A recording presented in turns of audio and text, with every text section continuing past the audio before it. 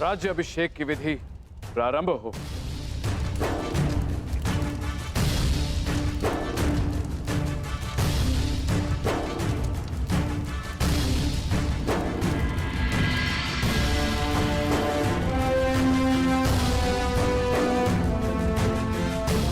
आपने वचन दिया था भ्रातागण, जब तक समाज में परिवर्तन नहीं लाएंगे शांत नहीं बैठेंगे।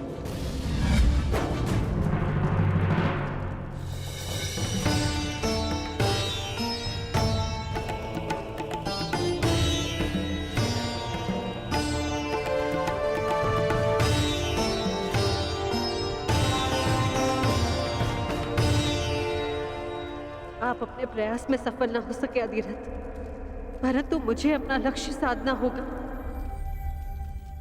अब कोई मार्ग है तो केवल यही है कि कर्ण को सत्य बता दिया जाए।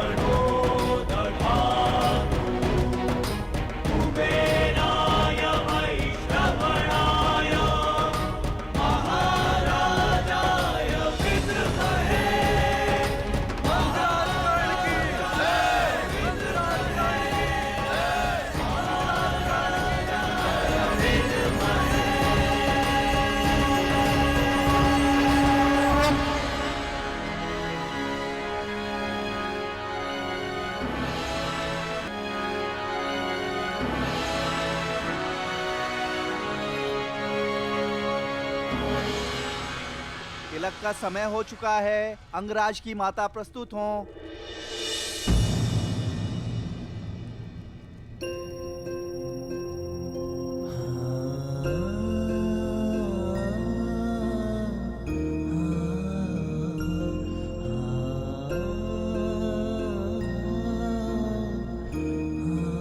किसी कारणवश मेरी माता यहां उपस्थित ना हो सके, परंतु उनका आशीर्वाद सदा मेरे साथ है।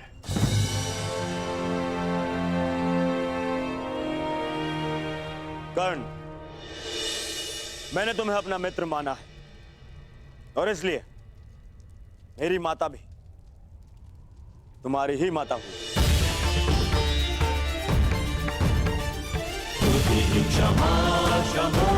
मुझे पूर्ण विश्वास है कि माता गांधारी तुम्हारा राज्याभिषेक करके गर्वित होंगी।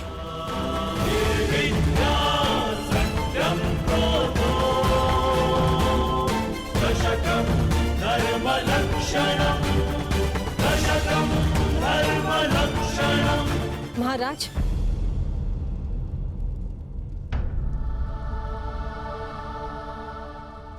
यदि पुत्र दुर्योधन ने कर्ण को भ्राता का स्थान दिया है तो मैं महाराज से अनुमति चाहूंगी कि आज कर्ण की माता बनकर राज्य अभिषेक करने का सम्मान मुझे मिले।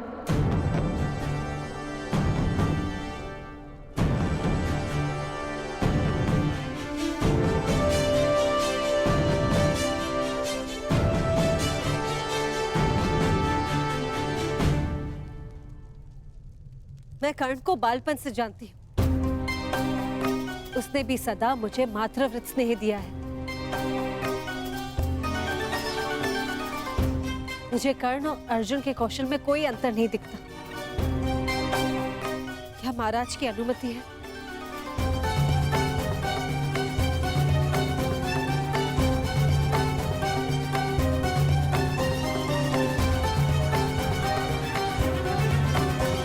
जिसने आपके पुत्र को ललकारा, उसका सम्मान करने की आपकी इच्छा हस्तिनापुर की कीर्ति बढ़ाएगी। आपको अनुमति है।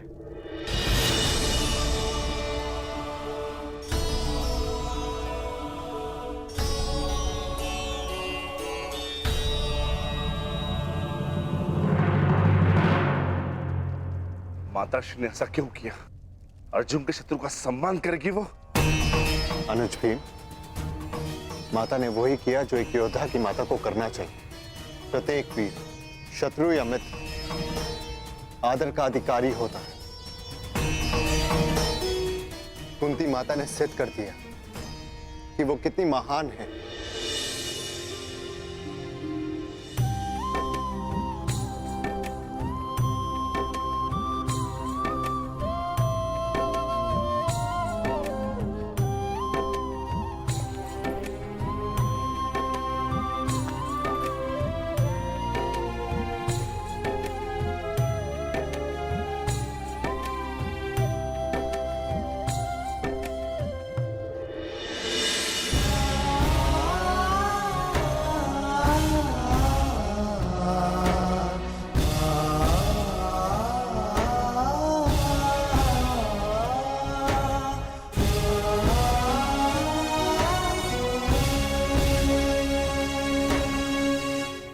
महामहिम, अब अंगराज के शीश पर राजमुकुट शोभित करें।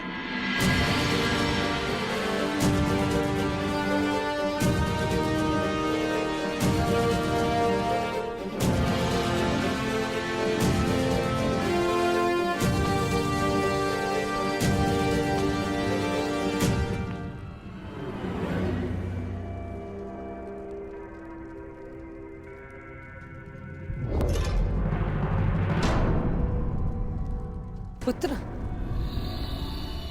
राज्याभिषेक में माता को शगुन मिलता है। तो क्या पुत्र,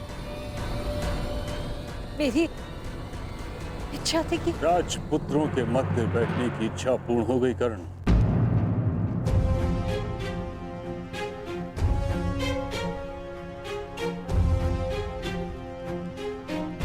मेरी समझ नहीं आ रहा कि मैं तुम्हें बधाई दूं या चेतावनी।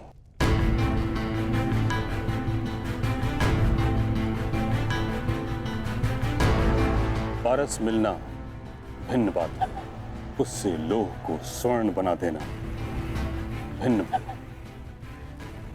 राजमुकुट में स्वर्ण होता है, परंतु उसमें कुछ अदृश्य शूल होते हैं जो निद्रा, असंतोष छीन लेते हैं। क्या राज मुकुट के साथ तुम उत्तरदायित्व का बोझ उठा पाओगे?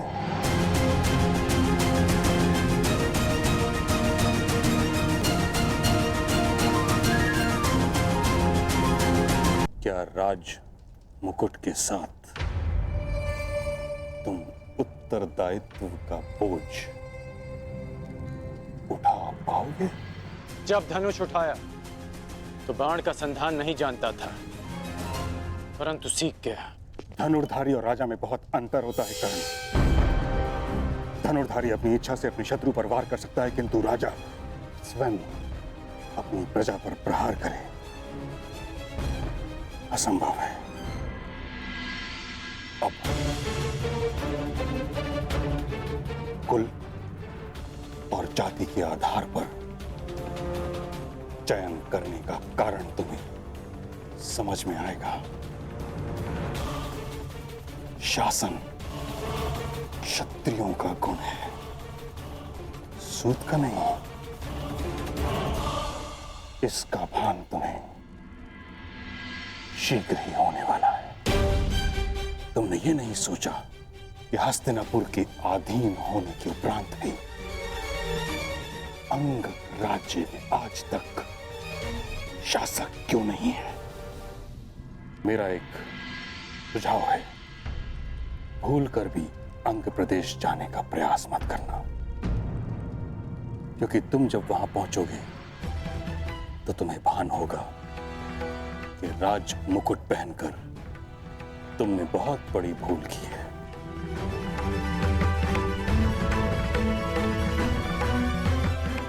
बधाई।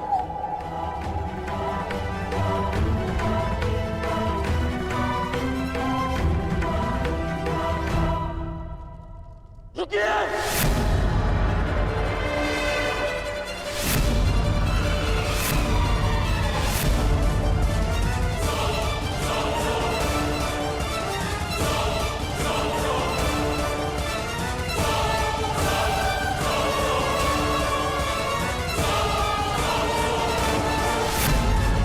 क्या हुआ मित्रकर्ण? मैंने अंगराज बनना स्वीकार किया, एक परिवर्तन के लिए, जनता के उत्थान के लिए, जो शासन में अनुशासन न ला सके। वो कैसा राजा जो प्रजा में शासन के प्रति विश्वास न जगा सके? वो कैसा प्रशासक?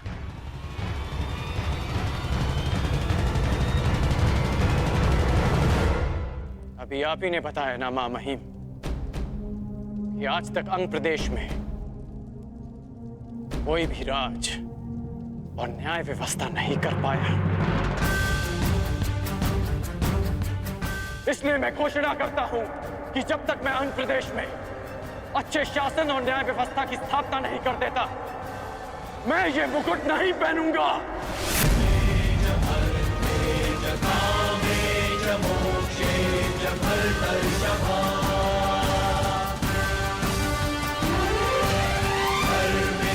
ये मुकुट मेरे लिए न भार है न आभार। जिस दिन अंग में अच्छा शासन लागू होगा, मैं स्वयं आपके हाथों से ये मुकुट पहनूंगा।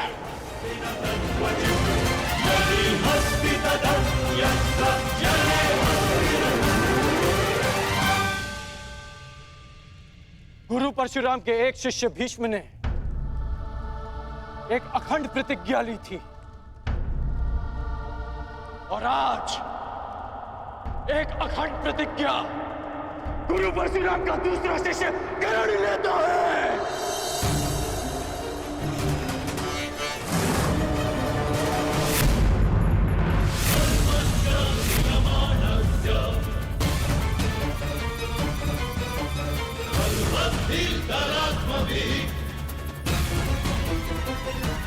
अंग प्रदेश जाना तुम्हारे जीवन की सबसे बड़ी भूल होगी।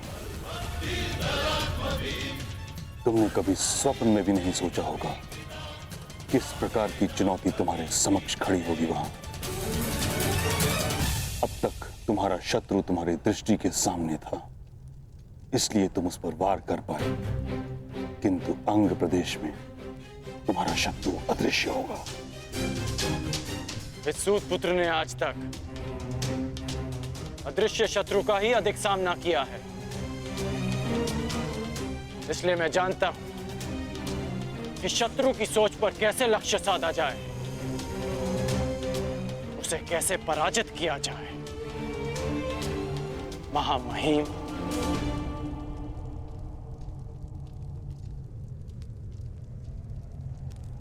राज्य अभिषेक अनिश्चित काल के लिए स्थगित होता है।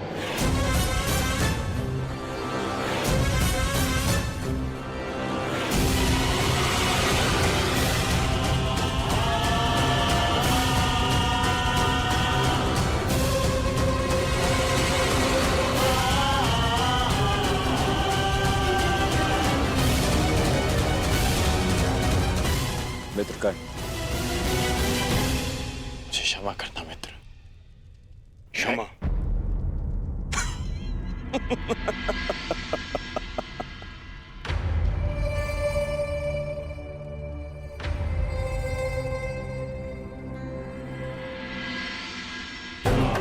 तुम क्षमा के नहीं, तुम सम्मान के पात्र हो मित्र। आज तुमने यह साबित कर दिया कि मैंने तुम्हें अंगराज बनाकर कोई भूल नहीं की। अब हम दोनों के पास में एक एक लक्ष्य है, और ऐसा प्रतीत होता है हम दोनों का अभिषेक भी एक ही साथ होगा, तुम्हारा अंगराज के रूप में मेरा मेरा हस्तिनापुर के युवराज के रूप में।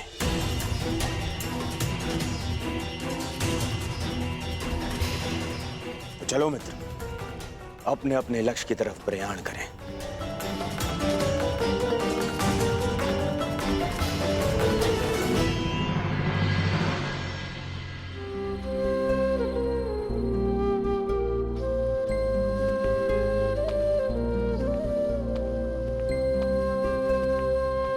राजमाता, आप अभिषेक के शकुन के विषय में कह रही थी।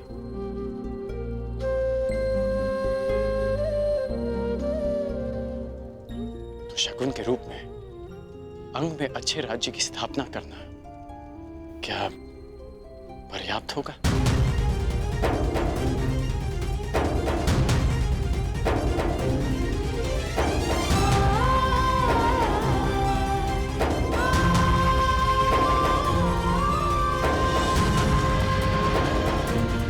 विजयी होना पुत्र, जीवित रहना।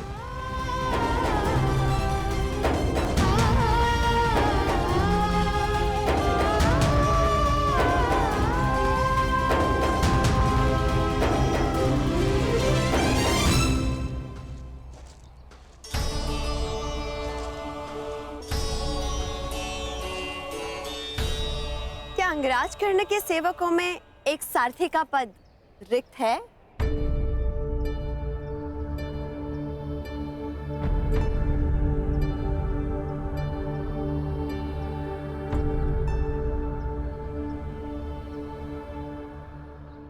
ये यात्रा बहुत दुर्गम और दुस्साध्य होने वाली है।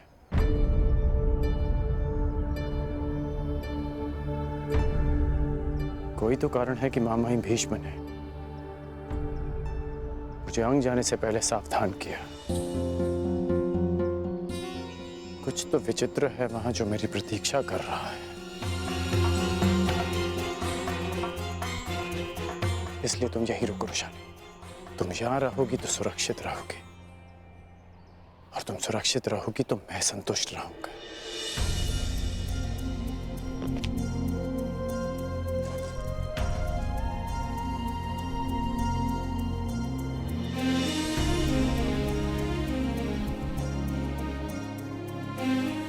अपना धनुष्य दो धनुर्धारी।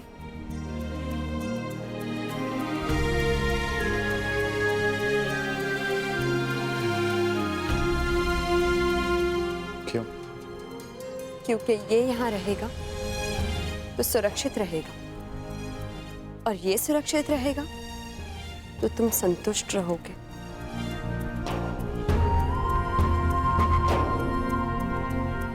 अंगराज कर्ण, अंग की इस यात्रा में ये धनुष और मैं, हम दोनों तुम्हारा बल है। ये धनुष तुम्हें शत्रुओं से संघर्ष में काम आएगा, और वृषाली शत्रुओं की सोच से संघर्ष में।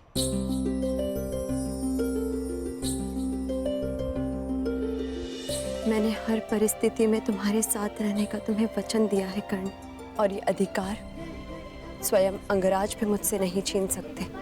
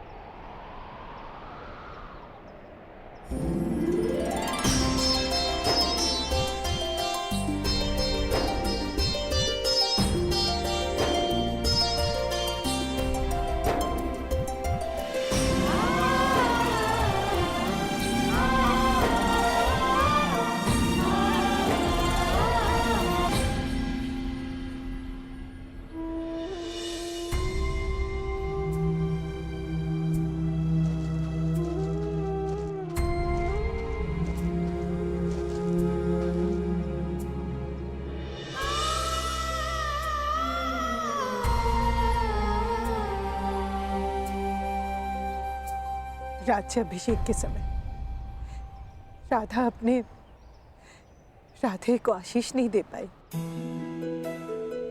परंतु अंगराज कर्ण को अपने जीवन के नए मार्ग पर जाने से पहले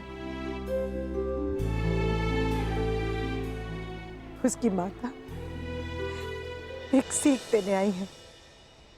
कर्ण, नियति ने तुम्हें सदा दुर्गम मार दिया है, निश्चित रूप से अंग का मार्ग भी सुगम नहीं होगा। जब कभी ऐसे परिस्थिति में फंस जाओ कि मार्ग ही ना सूझे, तो स्मरण रखना कि तुम्हारी माता तुम्हारा मार्ग देख रही है। जब कभी भी पराजय सामने खड़ी हो, तो स्मरण रखना कि तुम्हें स्वयं के लिए नहीं, अपनी माता के लिए विजय करनी है, अपने कुल के उत्थान के लिए जीतना है, समाज के परिवर्तन के लिए जीतना है।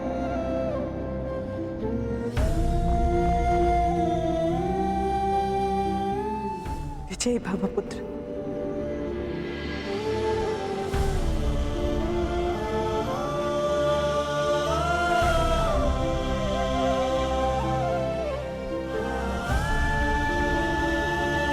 गुरु राजकुमारों के लिए मेरी गुरु दक्षिणा चुकाने का अवसर ही नहीं, अपितु तुम सबकी ये अंतिम परीक्षा भी है। देखना यह है कि तुम सब में से कौन वो योग्य योद्धा होगा जो हस्तिनापुर की रक्षा करने में सक्षम होगा। कौन होगा वो जो हस्तिनापुर का योग्य युवराज बनेगा। कौन होगा वो जो हस्तिनापुर का प्रारब्ध बनेगा। युवराज पद किसे मिले ये हमारा लक्ष्य नहीं है गुरुदेव, परंतु आपको आपकी गुरु दक्षिणा अवश्य मिलेगी।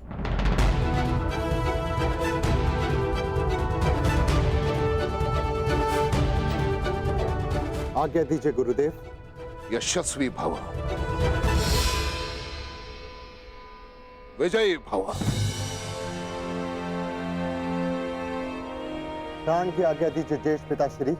युधिष्ठिर, तुम धर्म और नीति के स्वयं ज्ञाता, परंतु तुम्हारा ज्येष्ठ पिता होने के नाते मैं तुमसे कुछ कहना चाहूंगा। पांचाल नरेश के साथ क्या करना है ये आचार्य तुम्हें बता चुके, परंतु 105 कुरु कुमारों के ज्येष्ठ होने के नाते अपने अनुजों की सुरक्षा करना भी तुम्हारा ही दायित्व है। मैं अपने प्राण देकर भी अपना दायित्व पूरा करूंगा महाराज।